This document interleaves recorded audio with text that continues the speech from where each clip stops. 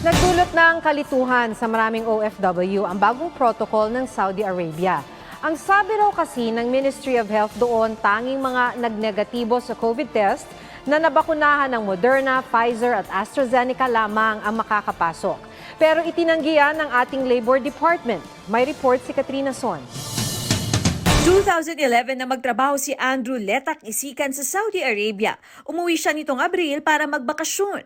May 23 raw dapat pabalik na siya sa Saudi, pero naabutan ng bagong protocol doon. I was not vaccinated.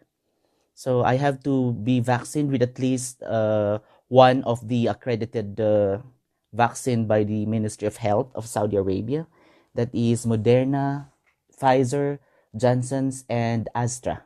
Bukod sa negative PCR test result at bakuna, sariling sikap daw ang pagpapakuna at sariling gastos ang pag-rebook ng ticket. Nabakunahan na raw siya ng AstraZeneca noong May 28. Kailangan kong lumuwas sa probinsya para maghanap ng vaccine. Specifically Astra kasi yun ang meron dito sa Pinas na accredited ng GACA at saka MOH.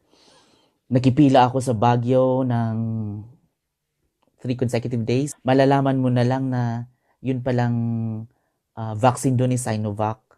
So di ba umabot ako ng ang haba-habang pila tapos pagdating ko sa dulo na ako na ang mabakunahan tapos Sinovac pala. Si Richard